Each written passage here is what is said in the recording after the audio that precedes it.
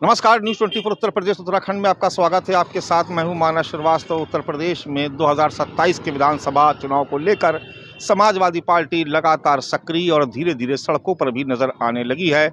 Samajwadi party की अलग अलग इकाइयों ने आज अलग अलग मुद्दों पर लखनऊ में जोरदार प्रदर्शन किया। अखिलेश यादव समाजवादी पार्टी के मुखिया, उनको लेकर के एक बार फिर आपत्तिजनक बयान बीजेपी विधायक केतकी सिंह ने दिया, जिसमें उन्होंने सरकारी आवास से टोटियों के गायब होने का मुद्दा उठा करके एक बार फिर समाजवादी पार्टी को छेड़ दिया। और इसके बाद समाजवादी पार्टी की महिला कार्यकर्ताओं ने आज बीजेपी विधायक केतकी सिंह के आवास का घेराव करते हुए जोरदार प्रदर्शन किया। ये महिला नेता आज हाथों में टोटियां लेकर के केतकी सिंह के आवास पर पहुंच गई और वहां पर जोरदार प्रदर्शन किया और साथ ही ये आरोप भी लगाया कि भारतीय जनता पार्टी के नेता और विधायक सरकार के इशारे पर लगातार समाजवादी पार्टी को बदनाम करने की कोशिश कर रहे हैं। ये बेहद संवेदनशील मुद्दा है, जिसको लेकर के लगातार टकराव समाजवादी पार्टी और बीजेपी के बीच देखने को मिलता रहा है।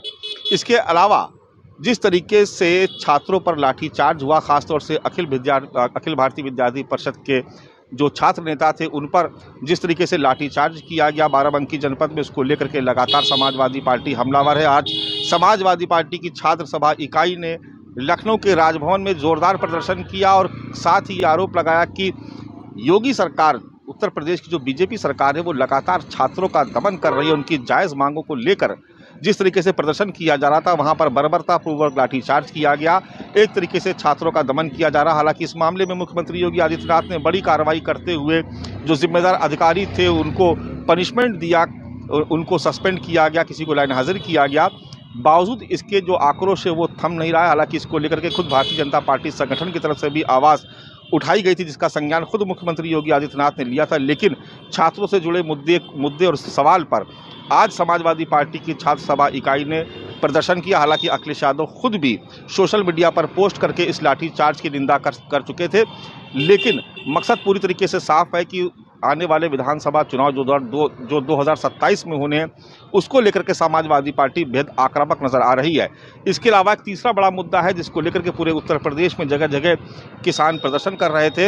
ये मुद्दा है यूरिया और खाद की किल्लत का, जिसको लेकर के समाजवादी पार्टी लगातार आक्रामक और कह रही है कि किसानों को समय पर यूरिया और खाद नहीं मिल पा रहा, जिसकी वजह से किसान बेहद परेशान है और इस मुद्दे को लगातार उठाया जा रहा। हालांकि इस मुद्दे पर भी सरकार की तरफ से कृषि मंत्री सूर्य प्रताप शाही पहले ही सामने आ चुके हैं और वो कह रहे हैं कहीं भी यूरिया खाद की किल्लत नहीं है।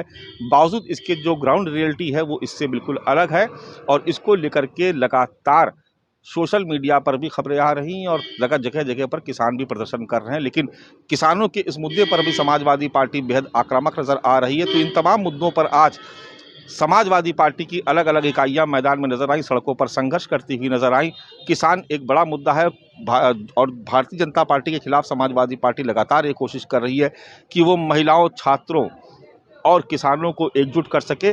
तमाम मुद्दे अखिलेश यादव वैसे भी उठाते रहते हैं, लेकिन जिस तरीके से अब समाजवादी पार्टी बेहद सक्रिय तौर पर संघर्ष करती हुई नजर आ रही है, बिल्कुल साफ नजर आ रहा है कि 2027 को लेकर के समाजवादी पार्टी अब सड़कों पर संघर्ष करने पर आमादा है और किसी भी हालत में उसकी जो निगाह है वो 2027 के लक्ष्य को भेजने पर है।